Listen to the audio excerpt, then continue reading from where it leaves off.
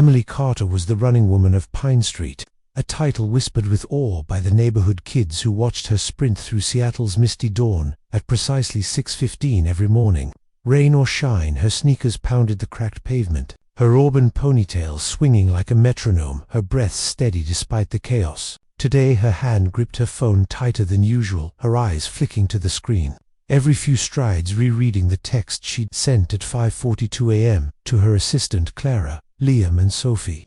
Have colds again, can't open the shop today, please cover. The morning orders. The reply that buzzed back at 5:45 wasn't from Clara, but an unknown number. Sounds like the twins need care. I can help if you're in a bind. Emily's heart stuttered the message unnervingly, specific yet impossible. She'd never shared her children's names with a stranger. She typed a quick apology for the wrong number, her fingers trembling as she shoved the phone into her waistband, her mind racing with the weight of another disrupted day. As she rounded the corner toward her weathered duplex, the street was quiet, save for the hum of a delivery truck and the chatter of kids on bikes, but something felt off. An unfamiliar silver SUV idled at the curb, its polished exterior out of place in her working-class neighborhood. Emily slowed her pace as a woman in a crisp blazer stepped out, holding a business card and addressing her by name. Miss Carter, I'm Ms. Andrews, sent by Nathan Brooks to assist with your children today. Emily froze, her hand instinctively smoothing her messy ponytail, the name Nathan Brooks sparking a vague recognition, a tech philanthropist whose name graced headlines but never her world. Ms. Andrews mentioned the twins, names Liam and Sophie, and their calls with unsettling precision, claiming Nathan had received her text and insisted on meeting her, as she denied knowing any Nathan. Brooks demanding answers about how he knew her children's names. Ms. Andrews handed her a sealed envelope, Nathan's elegant handwriting inside. Emily, I understand your caution. A misdirected text brought us here, but it's no coincidence I donated to a Seattle fertility clinic 16 years ago. The dates align. We should talk. The world tilted. Emily's breath catching as memories of the fertility clinic flooded back, their premature birth, that fierce spirits from day one. She hadn't wanted to know the donor had built a life without needing to. Only now the past stood at her doorstep in the form of a sleek SUV and a stranger who knew too much. Emily clutched the letter, her eyes darting to her duplex where Liam and Sophie waited. Miss Andrews stood, patiently promising a pediatrician was ready to see the twins. But Emily's heart screamed caution, even as her mind weighed the practical. The mounting medical bills, the bakeries, unpaid invoices. She whispered she needed to check on her children, her voice barely steady as she hurried inside, the letter crumpled in her fist, the morning run forgotten. Inside, Mrs. Larson, the babysitter, read to the twins, their hoarse giggles filling the cramped living room despite their illness. Mummy Sophie called, her eyes bright with fever. There's a fancy car outside. Liam added, his stuffed dinosaur clutched tight. Emily knelt beside them, brushing their warm foreheads, her love for them a fierce anchor. In the storm of uncertainty, the phone buzzed again, the unknown number texting. The twins need a doctor. I've arranged the best in Seattle. No expectations, just help. Emily's resolve wavered, the weight of her children's health clashing with her fear of the unknown. SUV still waiting outside, a symbol of a choice that could change everything. Emily stood frozen on her duplex's worn porch, the morning mist curling round her ankles as she stared at the silver SUV gleaming under Seattle's gray sky. The letter from Nathan Brooks trembled in her hand, its words burning into her mind. A stranger claiming a connection to her twins through a fertility clinic donation 16 years ago, a coincidence too precise to dismiss, yet too surreal to trust. Liam and Sophie's coughs drifted through the open door, their small voices calling for her, pulling her back to the reality of their feverish faces. Ms. Andrews, expression calm but expectant, offering a pediatrician for the twins and a meeting with Nathan Brooks himself. Emily's instincts screamed to slam the door, to protect her children from this intrusion, but mounting medical bills on her kitchen counter. She glanced at Mrs. Larson, the babysitter, who nodded encouragingly, her eyes kind but tired from years of helping Emily scrape by. I'm not sure about this, Emily murmured, her voice tight, but I can't ignore their health. She asked Mrs. Larson to help dress the twins, their excitement over the fancy car momentarily outshining their discomfort as they clutched their favorite toys, Sophie's tattered giraffe and Liam's worn dinosaur. Emily's heart pounded as she buckled them into the SUV's plush interior, their wide eyes taking in the leather seats and tinted windows. a stark contrast to their second-hand car seats at home. Ms. Andrews drove smoothly through Seattle's rain-slicked streets, climbing. Emily held her twins close, their small bodies warm against her sides. Sophie whispering, "Does a king live here?" Mummy and Liam pressing his nose to the window, murmuring cool houses, his curiosity undimmed by fever. The SUV slowed before a discreet gate marked only by a bronze plaque reading Brookhaven, a name that carried the weight of wealth without ostentation. The driveway wound through towering cedars, revealing a sprawling home of cedar and stone, not the cold glass tower Emily had imagined, but a place that felt almost welcoming. Ms. Andrews parked under a sheltered entryway, her voice gentle as she said, "Mr. Brooks is waiting inside, the doctor's ready for the twins." Emily hesitated, her hand tightening on Sophie's giraffe. The weight of stepping into a stranger's world pressing on her chest, but the promise of medical care for her children pushed her forward. A woman in her late 50s with silver hair and warm eyes greeted them. "I'm Helen, the housekeeper. Please come in, the doctor's in the garden room." Emily's tension eased slightly at Helen's kind demeanor, but her guard remained up as she followed her through the house, the twins trailing behind, their sneakers squeaking on polished wood floors. The garden room overlooked a serene koi pond, its glass walls letting in soft light that danced on the twins' pale faces. Dr. Ellis, a wiry man with a gentle smile, rose from a wicker chair, introducing himself as a pediatric immunologist, his tone professional yet warm as he knelt to meet Liam and Sophie at eye level. He examined them with care, checking their throats and ears, speaking to them directly about their toys, rather than over them to Emily, his respect for their small personalities, easing her distrust. "They've got a viral infection, likely rhinovirus," he concluded, "but I'd like to run blood work to check for underlying issues given their frequent illnesses."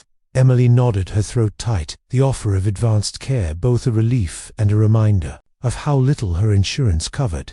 "How do you know about their health history?" she asked, her voice sharp as Dr. Ellis mentioned Liam's nut allergy and Sophie's love for her giraffe. "Details no stranger should know." He glanced at Helen, who stepped forward. "Mr. Brooks was informed by the clinic's records. He's been discreet but concerned."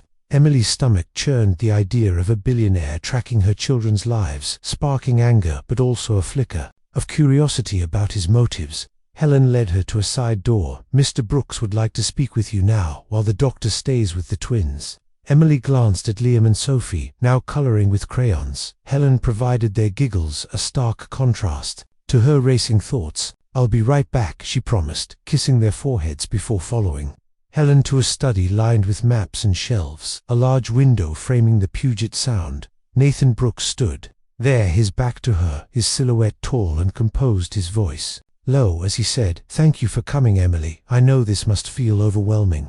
He turned, his dark hair flecked with silver, his green eyes strikingly like Sophie's in their quiet intensity. "I don't want anything from you," he continued, "just to help your children. They're special to me in a way I never expected to confront." Emily crossed her arms, her voice steady despite her fear. "How do you know so much about us? What do you want with my kids?"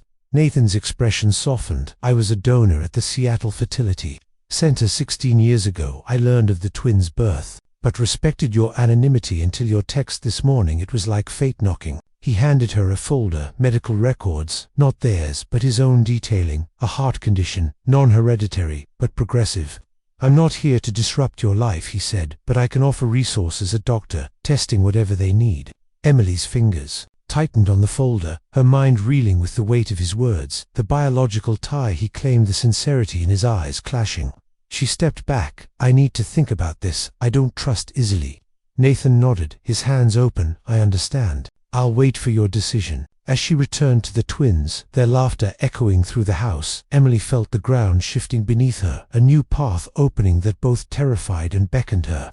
Emily's heart thundered as she stood in Nathan Brooks' study, the Puget Sound glittering beyond the window, a stark contrast to the storm of emotions swirling within her. Nathan's revelation hung heavy in the air, the claim that he was the anonymous donor, whose contribution had brought Liam and Sophie into existence, a truth Emily had never sought, now staring her in the face with green eyes that mirrored her daughter's. She clutched the folder of his medical records, her fingers tracing the edges as if they could anchor her to reality but not his motives. "You've known about my children for 5 years," she said, her voice low but sharp, "and never reached out until now. Why should I believe this isn't some game?" Nathan leaned against his desk, his posture open but his eyes carrying a weight that made her pause. "I respected your choice for anonymity, Emily. I was 35 when I donated, already building my company, with no plans for a family. Then came my diagnosis. It changed everything." He gestured to the folder. "The clinic informed me of a successful twin birth. I've kept tabs only through medical updates, never interfering, but your text. It was a door I couldn't ignore." Emily's mind raced back to the fertility clinic, the sterile room where she'd chosen donor 8142 for his health and intellect, a decision made in her late 20s, when dreams of motherhood outweighed her fears of doing it alone. Now this man, a tech titan whose name graced Seattle's charity galas, stood before her claiming a bond to her twins, a bond she'd never intended to explore. "I don't need you to play father," she snapped. "They have me, and we've been fine." Nathan nodded, his expression steady. "I'm not asking to be their father. I'm asking to help to ensure they have what they need, especially with their health challenges." Emily's throat tightened, a constant worry that her pediatrician dismissed as normal but never felt right. She glanced toward the garden room where Liam and Sophie laughed with Dr. Ellis, their voices a lifeline pulling her back from the edge of distrust. "What exactly are you offering?" she asked, her tone wary but curious. Nathan's voice softened. "A pediatric immunologist, the best in the Northwest, access to tests that can pinpoint why the twins are sick so often. No strings, just answers for their sake." Emily's pride bristled, the idea of accepting help from a stranger, especially one with such power, clashing with her fierce independence. But the image of her children, pale and coughing, flashed in her mind. She thought of Sweet Haven, her bakery, the medical bills piling up like flour dust on her counter. "I'll consider it," she said finally, "but I make the decisions for my children always." Nathan's eyes held hers, a flicker of respect in their depths. "Absolutely, I wouldn't expect anything less." He gestured toward the door. "Dr. Ellis is waiting. He can explain the tests if you're ready." Emily followed him back to the garden room, her steps heavy with the weight of the choice she hadn't yet made. Liam and Sophie sat cross-legged on a plush rug, their fever-flushed cheeks brighter as they showed. Dr. Ellis, they're drawing Sophie's giraffe with an extra long neck, Liam's dinosaur breathing fire. "Mummy, look," Sophie called, waving her paper. "We made animals happy here." Emily knelt beside them, her heart swelling at their resilience. The way they found joy, despite their sniffles and the strange surroundings. Dr. Ellis stood, his smile gentle. "The twins are responding well to the initial medication, but their history suggests an immune issue we can investigate further with your permission." Emily hesitated, her gaze flicking to Nathan, who stood at a respectful distance, his hands in his pockets, his presence unobtrusive yet undeniable. "What kind of tests?" she asked, her voice steady now, focused on her children's needs. Dr. Ellis outlined a plan: comprehensive blood panels, immune system mapping tests, not typically covered by standard insurance, but available through Nathan's foundation. Emily's jaw tightened at the mention of cost, but Dr. Ellis's earnestness cut through her defenses. "These could give us a clear picture, prevent future illnesses, let them thrive like they deserve." Sophie tugged at Emily's sleeve. "Can we stay a little longer, Mummy? It's nice here." Liam nodded, his dinosaur clutched tight. "They have a pond with fish."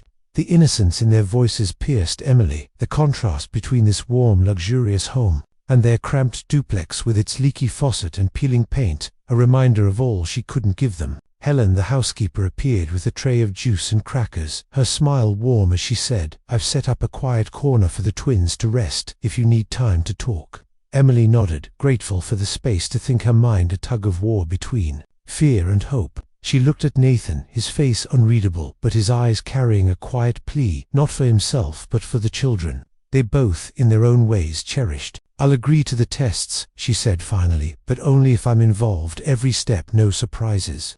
Nathan's shoulders relaxed, a ghost of relief crossing his face. "Agreed. You're their mother. That's non-negotiable." As Dr. Ellis led the twins to a cozy nook with pillows and books, Emily felt the ground shift again, the invisible threads of this unexpected connection tightening around her family. She followed Nathan back to the study, her resolve hardening. Whatever came next, she'd face it for Liam and Sophie, their laughter echoing behind her, a reminder of why she'd never stop fighting. Emily watched Liam and Sophie settle into a nest of pillows in the cozy nook of Nathan Brooks' garden room, their small hands clutching crayons as they giggled over a shared coloring book, their fevers easing under Dr. Ellis's care. The warmth of the house, its cedar walls and soft light wrapped around her like an unfamiliar embrace, both comforting and disorienting as she grappled with the surreal reality of Nathan's connection to her twins. She'd agreed to the medical tests, a decision born of necessity, not trust her maternal instincts, warring with the vulnerability of accepting help from a man whose wealth and knowledge of her children unnerved her.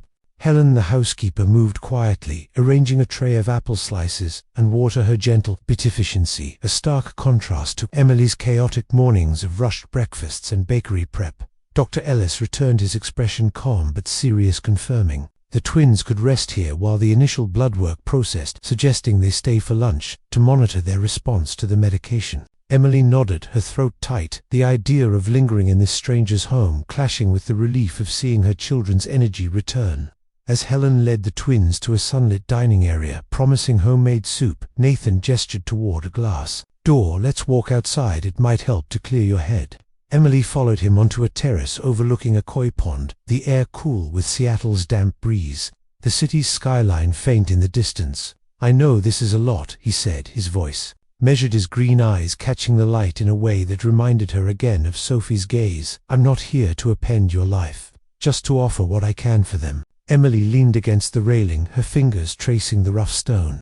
"Why now?" she asked, the question burning since the morning's text. "Why answer a wrong number? Why care about two kids you've never met?"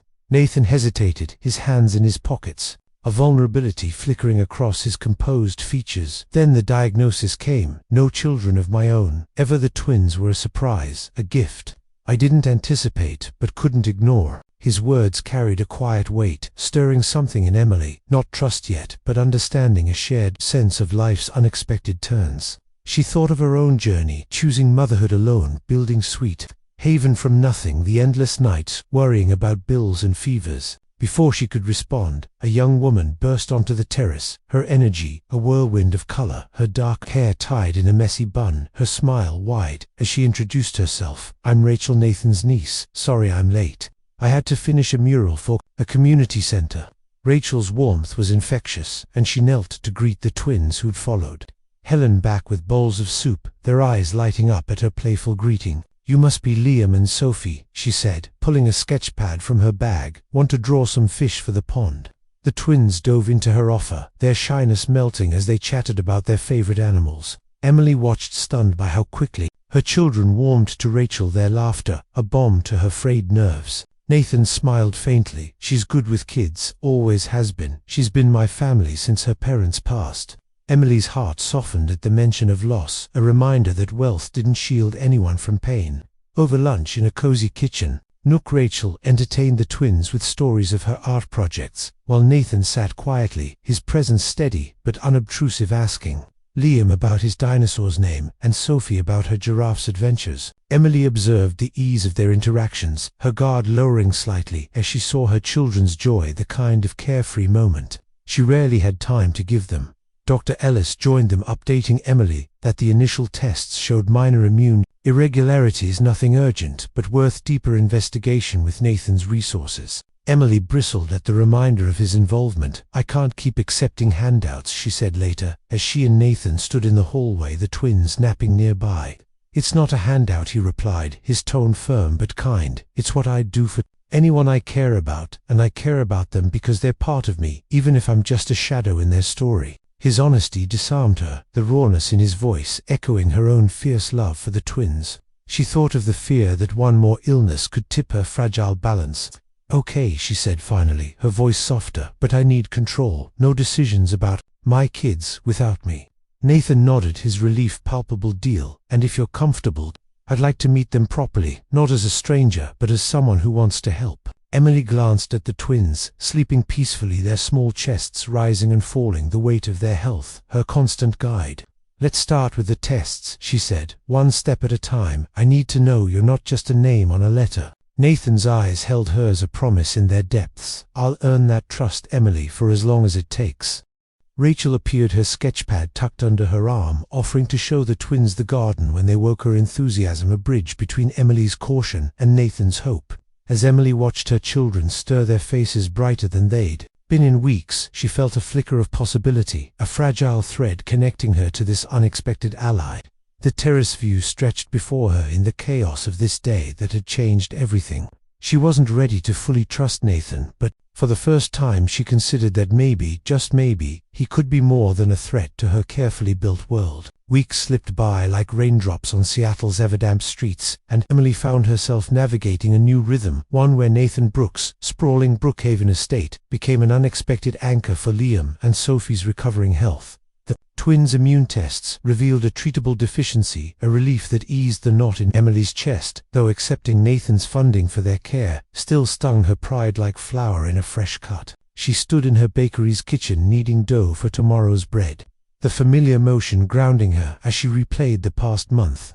Their laughter echoing in Nathan's garden, their small hands digging in the soil with Rachel, who taught them to plant marigolds, their bright petals a burst of color against the estate's muted elegance. Nathan had kept his promise, staying a steady presence without overstepping, attending Liam's preschool art show from the back row, clapping quietly for Sophie's clumsy ballet recital, his green eyes bright with a pride that both warmed and unsettled Emily. Tonight she sat at her duplex's wobbly kitchen table, bills spread out like a losing poker hand, her phone buzzing with a text from Nathan. Dr. Ellis says the twins' latest results are promising. Can we discuss their next steps over dinner tomorrow? Emily hesitated, her fingers hovering over the screen. The invitation, familiar now, but still heavy with implications. She thought of the twins asleep in their shared room, their health visibly better since the specialized treatment began.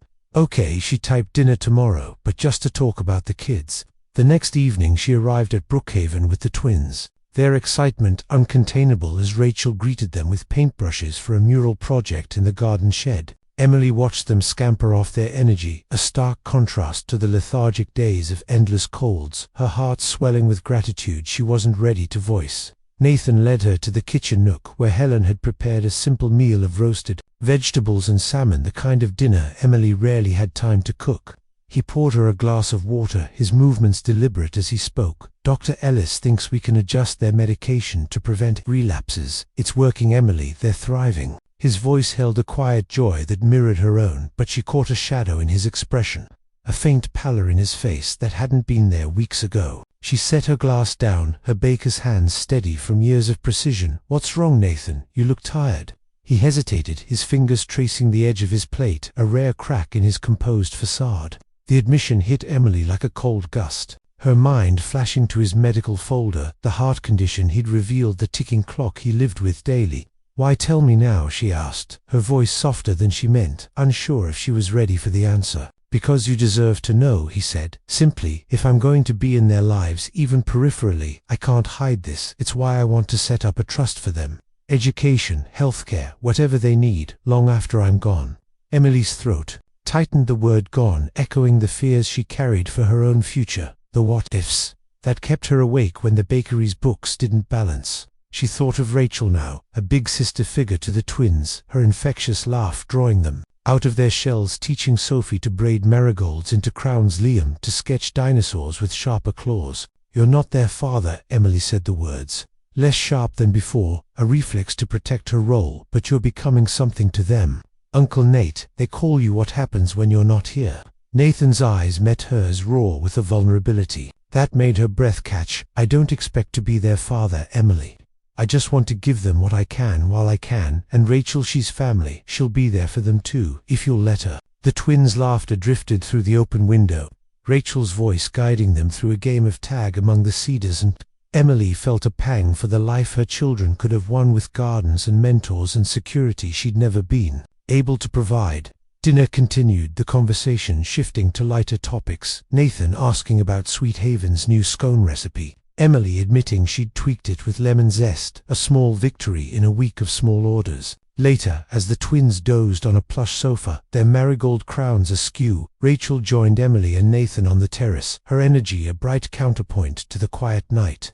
They're amazing kids, she said, her smile genuine. They told me they want to open a bakery like yours one day, but with dinosaur-shaped cookies. Emily laughed, the sound easing the tension in her chest, her guard softening as she saw the twins through Rachel's eyes, precocious, resilient, full of dreams. Nathan watched them, his expression a mix of pride and something deeper, a longing Emily recognized from her own sleepless nights. "I want to be honest with you," he said, as Rachel stepped away to check on the twins. "I'd like to know them better, not to replace you, but to add to their world, if you're okay with it."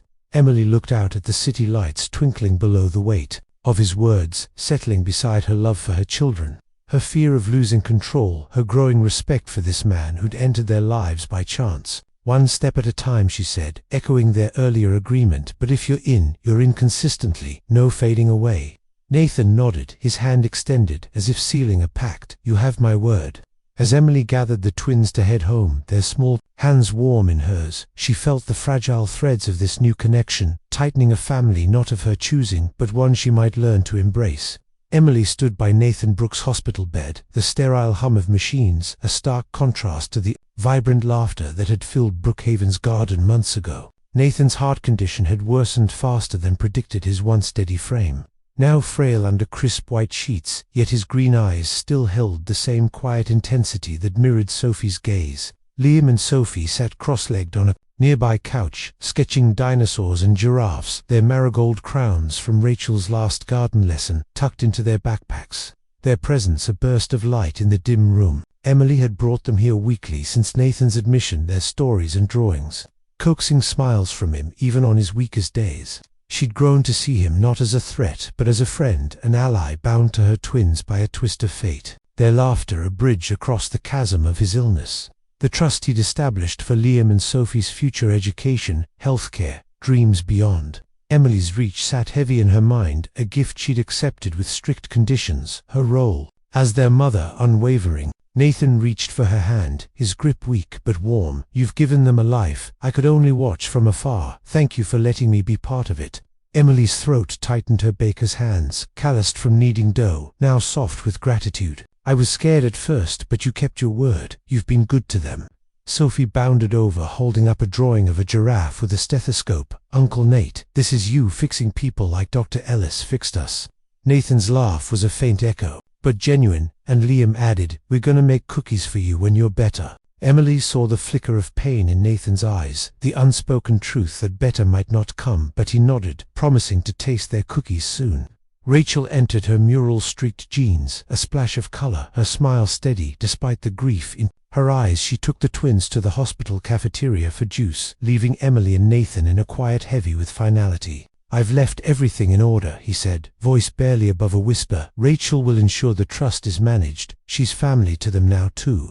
Emily nodded, her heart aching for the man who'd become a quiet pillar in their lives, his presence a steady rhythm like her morning runs.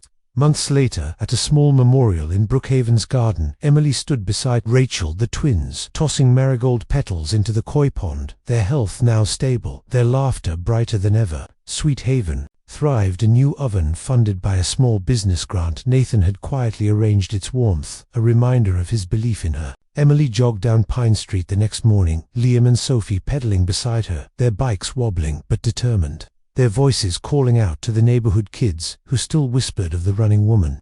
She looked at her twins, their faces full of dreams, and felt Nathan's legacy, not just in the trust, but in the courage he'd inspired in her to keep building a life for them. Rachel joined them, waving a sketchpad ready to plan dinosaur cookies, a sisterly bond forged through shared love for two extraordinary children. As the sun broke through Seattle's clouds, Emily felt the threads of their unconventional family tighten, a tapestry of chance, choice, and unbreakable bonds.